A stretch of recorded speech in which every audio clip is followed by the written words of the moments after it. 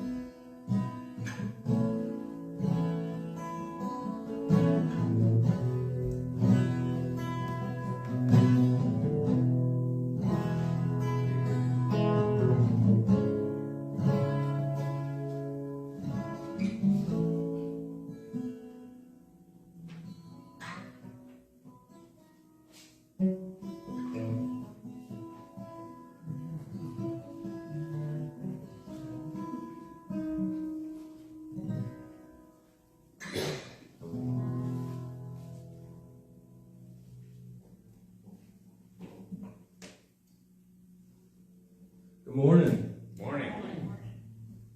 It is good to be in the house of the Lord. Amen. This fine fall morning we have, nice and cool and crisp. Feels good to be alive. Thank you, Jesus. Amen.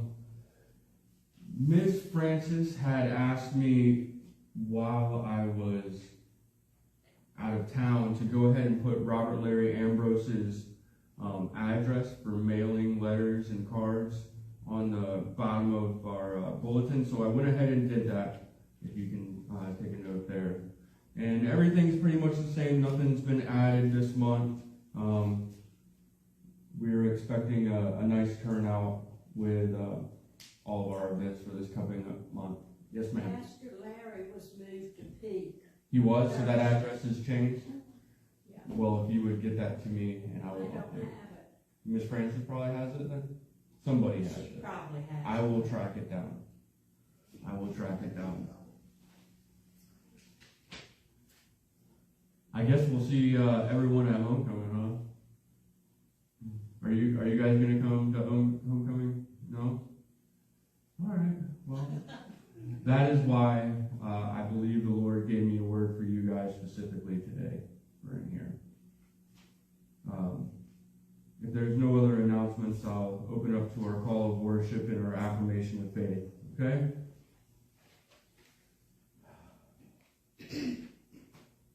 Praise the Lord. Praise the Servants of the Lord. Praise the name of the Lord. Blessed be the name of the Lord, from this time forth forevermore. From the rising of the sun to its setting, the name of the Lord is to be praised. The Lord is high above all nations, God's glory above the heavens. Who is like the Lord our God, who is seated on high, who looks far down upon the heavens and the earth? In it, we'll do our affirmation of faith. I believe in God the Father Almighty, maker of heaven and earth, in Jesus Christ, his only Son, our Lord, who was conceived by the Holy Spirit, born of the Virgin Mary, suffered under Pontius Pilate, was crucified, dead, and buried. The third day he arose from the dead. He ascended into heaven, and sitteth at the right hand of God the Father Almighty. From thence he shall come to judge the quick and the dead. I believe in the Holy Spirit, the Holy Catholic Church, the communion of saints, the forgiveness of sins, the resurrection of the body, and the life everlasting. Amen. Lord God Almighty, we praise your name. We thank you that because of you, Lord Jesus, we are servants of the Lord. We thank you for today. We thank you that you have called us to be your own, to be here in your house, in expectation to meet with you. We worship you, Lord God, for who you are, mighty indeed in power, in all you do, perfect in all your ways. Blessed be the name of the Lord. Father God, we ask that you would move in power over us, Holy Spirit, that you would give us hearts to perceive and hear and see your goodness, the goodness of your truth, to offer up our praises and our worship to you, that they would be sweet sounds in your ear, Lord God. Have your way in us this morning, and have your way in me. In Jesus' name, amen. If you would, turn to 368, and we'll sing My Hope is Built.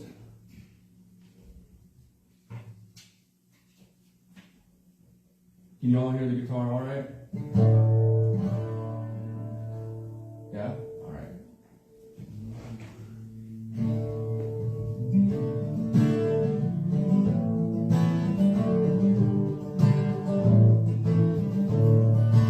My hope is built on nothing less than Jesus' blood and righteousness. I dare not trust the sweetest ring, but wholly lean on Jesus' name. On Christ the solid rock I stand. All other ground is sinking sand. All other ground is sinking sand. When darkness veils his lovely face, I rest on his unchanging grace. In every high and stormy gale, my anchor holds within the veil. On Christ the solid rock I stand. All other ground is sinking sand. All other ground is sinking sand. His hope is covenant, his blood supporting in the whelming flood. When all around my soul gives way, he then is all my hope and stay.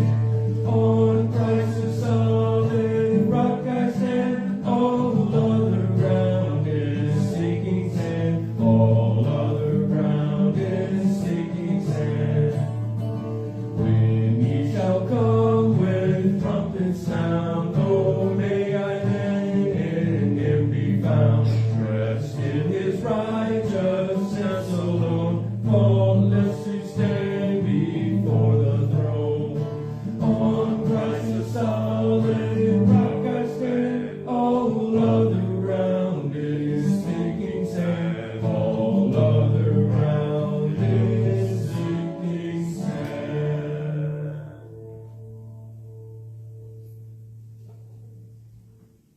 Amen.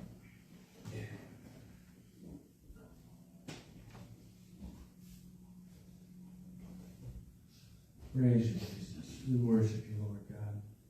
Well, it is good to have all of you in the house of the Lord. And I pass my peace to you. And just want to let you guys know how much I appreciate each and every single one of you. Not just today, but always. Thank you so very much for being here.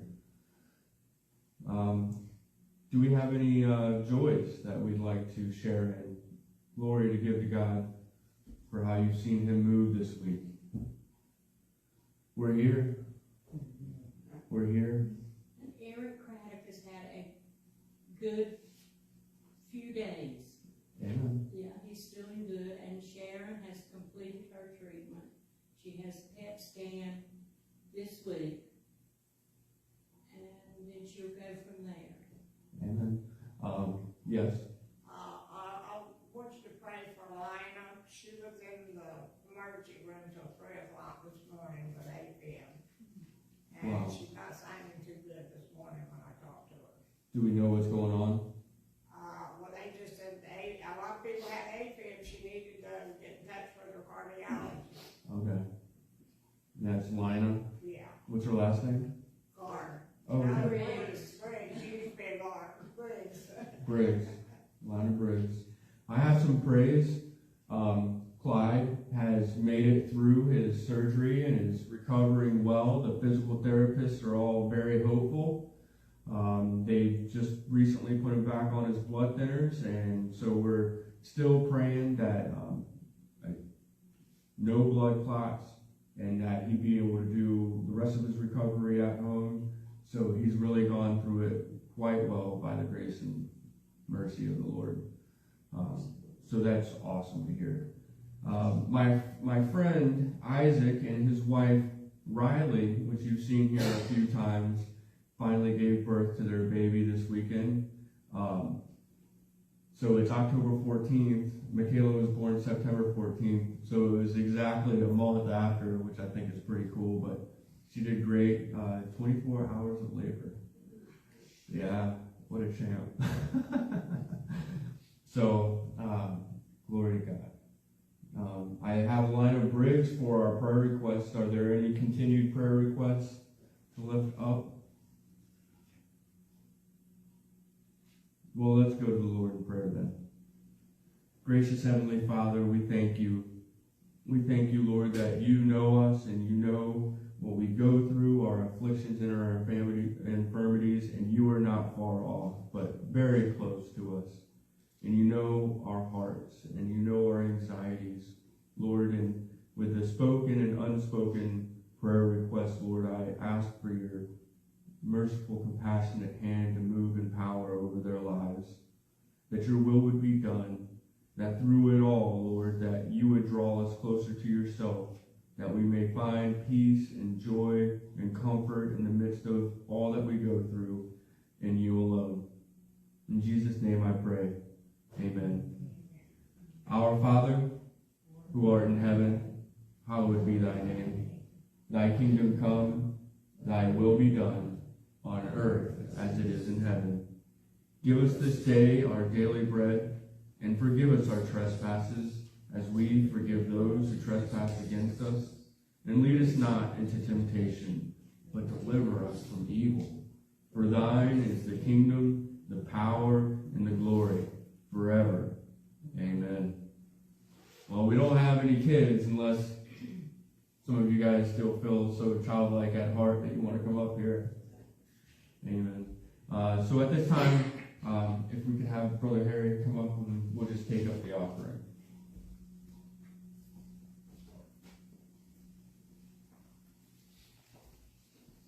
Thank you, brother.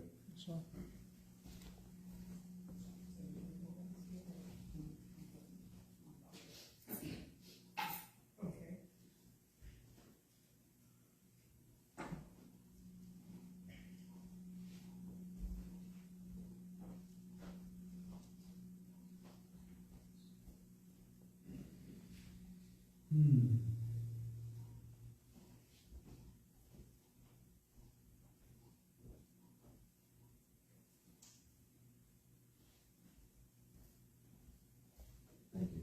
Please rise.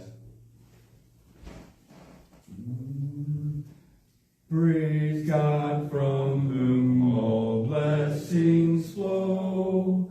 Praise him, all creatures here below.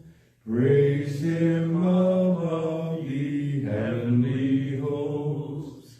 Praise Father, Son, and Holy Ghost. Amen. Father, we thank you that all we have comes from you, and we thank you for the honor and privilege it is to give back for your glory and for your kingdom. Lord, I ask that you would bless these gifts for your service and bless the giver as well. In Jesus' name, amen. If you would please turn to your hymnal to page 361 as we sing Rock of Ages.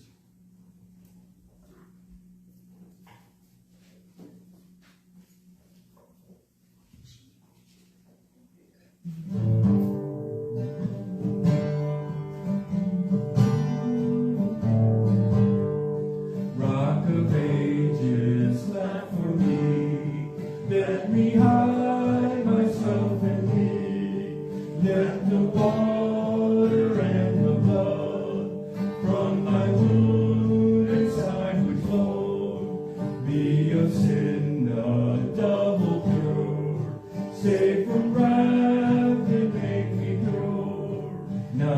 labors of my hands can fulfill thy law's demands.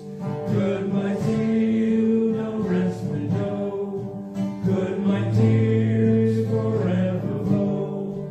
All for sin could not atone. Thou must save and thou alone. Nothing in my hand I bring, simply to the cross I cling. Naked God in thee for rest, helpless Lord in thee for grace. Foul I to the fountain fly, watch me Savior or I die, while I draw this fleeting breath, with mine eyes shall close in death.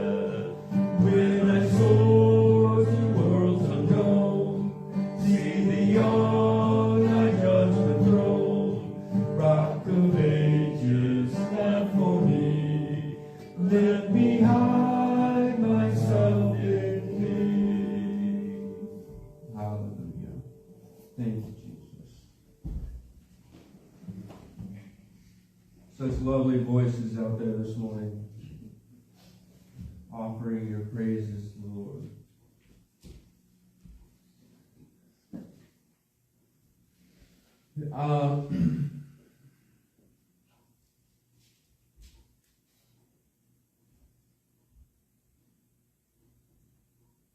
As you know, we've recently been in the book of John, but with the early service, I decided to save the continuation of that until we could all be together. This morning we'll be in Romans chapter 1. And what I'd like to present to you is an understanding of why things are the way that they are in the world today. I refer to it as the degrading effect of sin, or sin's corruptive nature.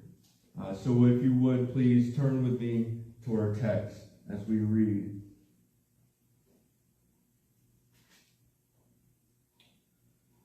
For the wrath of God is revealed from heaven against all ungodliness and unrighteousness of men, who by their unrighteousness suppress the truth.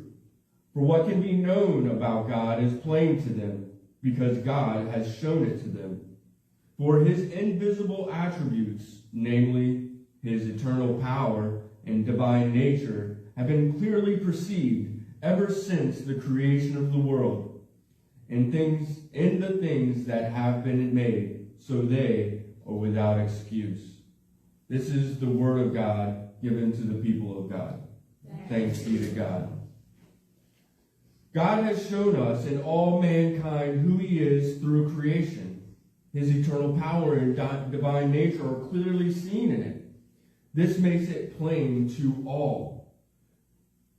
And as I want to read the continuing verse. In verse 21 says, For all they knew God, they did not honor him as God or gave thanks to him, but they became futile in their thinking, and their foolish hearts were darkened. Claiming to be wise, they became fools, and exchanged the glory of the immortal God for images resembling mortal men and birds and animals and crawling things, creeping things.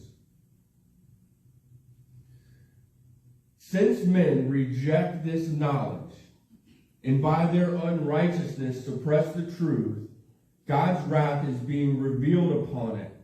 And in this way, it comes in a giving them over to the lust of their own heart. There, in this rejection, because of thanklessness and dishonor towards him, man has become futile or incapable of producing any useful result in their thinking, and foolish in their hearts, lacking any good sense or judgment. Their hearts have been darkened. They, in their foolishness, think themselves to be wise, and fashion for themselves gods made from their own imagination, and in this action prove their futility and foolishness. It is a rejection of God as clearly seen that begins man in a descent into depravity that grows in darkness. Are you guys following me? Okay. Therefore, verse 24, God gave them up in the lusts of their hearts to impurity, to the dishonoring of their bodies among themselves, because they exchanged the truth about God for a lie and worshipped and served the creature rather than the Creator, who is blessed forevermore. So God, you see here, gives them up to it. He allows them to fall into their own lust and impure desires, to dishonor themselves. This is because they exchanged the truth of God for a lie and worship what they created rather than Him. And it takes on many forms. We have a fine way of making idols out of everything. And the waywardness of our heart is very deceitful in how it latches its affections onto things of this world. For this reason, verse 26, God gave them up to dishonorable passions. For their women exchanged natural relations for those that were contrary to nature, and the men likewise gave up natural relations with women and were consumed with passion for one another.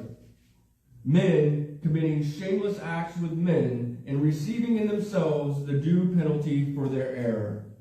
We're seeing here the natural descent into depravity due to a rejection of who God is and who He's clearly seen. As they continued on this path, their depravity of sin within their hearts grows darker. Sin will not stay little. Give yourself over to a little, and the whole lot you will soon have. As seen here, any perversion of the natural design of sexuality is the result of depravity and sin.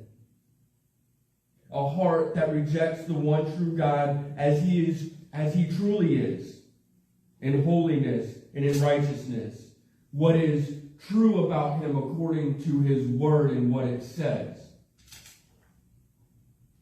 When they give themselves over to these lusts, they are left with a due penalty for their way.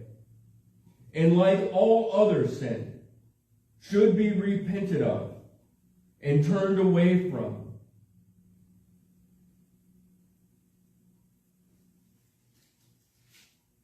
Verse 28. And since they did not see fit to acknowledge God, God gave them up to a debased mind, to do what ought not to be done. They were filled with all manner of unrighteousness, evil, covetousness, malice. They are full of envy, murder, strife, deceit, maliciousness. They are gossips, slanderers, haters of God, insolent, haughty, boastful, inventors of evil, disobedient to parents, foolish, faithless, heartless, ruthless. Though they know God's righteous decree to those who practice such things deserve to die, they not only do them, but give approval to those who practice them. We see here a final giving over to depravity.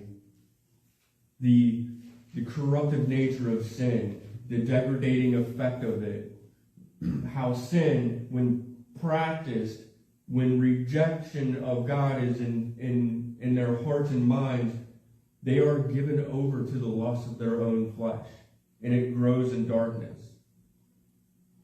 We see here a final giving over to depravity. Man given over to the evil desires of its heart as a natural progression due to the hardness and callous effect of living in sin and rejection of God. It grows in darkness. In it, we see that man has become filled with all sorts of things. Unrighteousness, evil, covetousness, malice, envy, murder, strife, deceit, maliciousness, gossip, slander, haters of God, insolent, haughty, boastful, inventors of evil, disobedient, foolish, faithless, heartless, ruthless. Those are some harsh words, amen? They know what they do is wrong, because God's moral law has been written on man's heart. But because of a continued practice, they have seared their consciences. They take pride in it, and they even encourage others to join in them. This is the state of the world we're in today. Just look around. All of this is prevalent in humanity. Mankind has become totally depraved in mind and heart. To some degree or another, we see it manifest in all. The corruption of sin and its degrading effect. But there is hope. God himself rescues us from this through the perfect work of Christ. Because of him, we have new hearts. We are purified by him, inclined to acknowledge him and honor him, love and obey him. Ephesians tell us that we all at one time followed the passions of the flesh and were like the rest objects of God's wrath. And because we see what he rescued us from, we don't pass judgment on the sinner, the unrepentant reprobate. No, we pray for salvation, for repentance, for them to share with us in the victory over sin and death we so graciously have in Christ. For our brothers and sisters, though, we use discernment, and we hold one another accountable in love, that they don't fall into the deceitfulness of sin. If we're being honest with ourselves, we know what's in our hearts, our thoughts, and we shudder at the thought of God giving us over to them. That work of God in our lives is a gift by his grace, his Holy Spirit, to convict us of sin, to discipline us, a present awareness that holds us accountable to him and each other. Look, don't be surprised when an unconverted man sins. That's what they do. Sinners sin. But do absolutely hold those in Christ accountable, because you love them, you pray for them, and even confront them at times. I've heard it said, I have in my heart what they build with their hands. So in love, not judgment, we declare the gospel of Jesus Christ, that the Holy Spirit may move upon their hearts and they would be saved. So today, online or here, if you're struggling with sin and you know you're under God's judgment for it, if you are apart from Christ, who alone can save you, look to him and confess your sin. Turn from it and ask him to save you. Come talk to me, call me. We'll go together to the foot of the cross, because there you will find the way to truth and life in Christ. He is loving and caring and desires for you today to have life in him. So don't be surprised with everything that's going on in this world today. It's been written. It keeps on going from bad to worse, and worse even still, because that is the degrading effect of sin. That man falls further and further into depravity because of their rejection of God and what can be clearly seen and known about him. So we can't expect it to get any better than it is unless something happens in their hearts. And so that's why we pray. We pray hard and we pray earnestly for the lost. We want them to be saved. We don't want them to fall under the judgment that all of us at one time deserved. Amen? We don't want them to go to hell, to suffer God's eternal wrath for all time. No, we want them to repent. And so we love them for who they are, knowing the sin,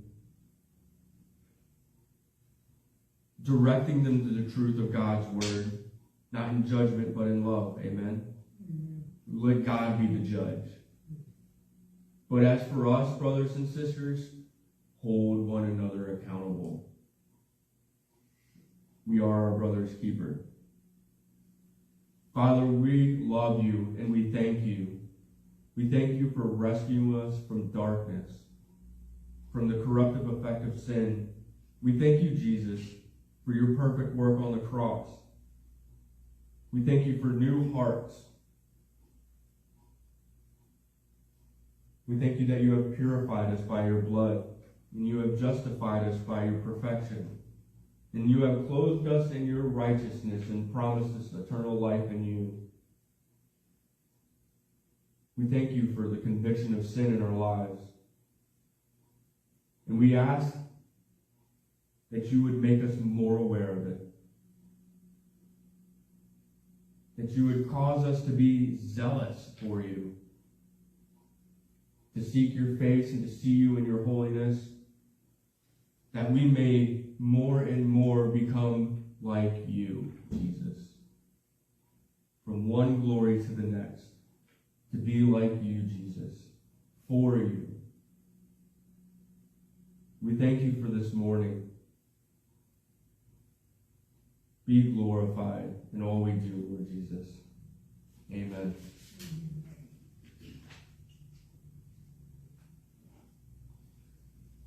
If you will, turn with me to 378 as we sing Amazing Grace.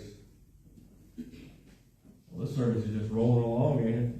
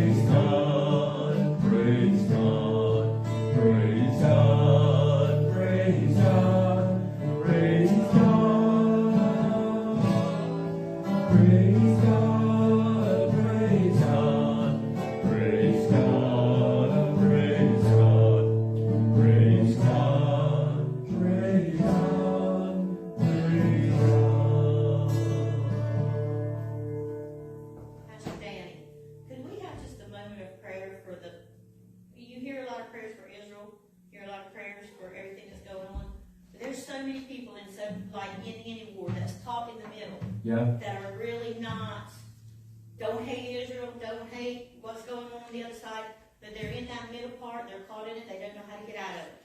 Could we have a special prayer just for those people that are caught in the middle? Yes, ma'am. Thank you. Gracious Heavenly Father, we thank you that you are not far off, that you are present and aware of all the things that go on in this world. All things fall underneath your purview, your omniscience, your omnipresence, and your omnipotence, Lord God. You are the absolute authority in all things. We know that the things that go on in this world, you have control over, and you can move in power over them. And you command us to pray and to lift up our petitions before you with thanksgiving in our heart. And so this day, Lord, we do just that. For all those that are caught in the middle of warfare and strife, the innocent, Lord God, that you would provide for them, that you would care for them,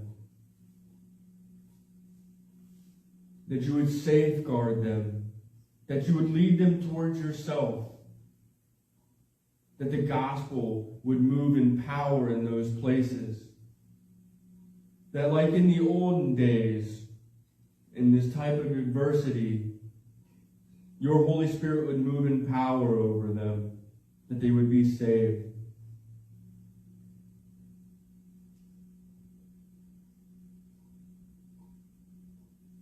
So, Lord, we lift up our hearts for those that are caught in the middle.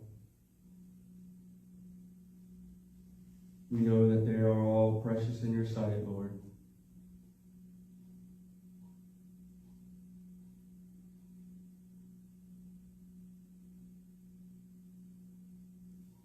Hear our hearts.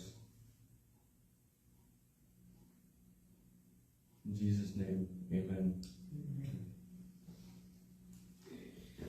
May the Lord bless you and keep you. May he make his face to shine upon you. May he grant you a spirit of wisdom and revelation to know him, the love that he has for you, and the power that's working in you by his Holy Spirit. May he grant you all boldness and courage to go out and be the light and salt that he's called you to be today. The time is short and the day is near. May he open up opportunities for you to be his hands and feet this week. In Jesus' name, amen.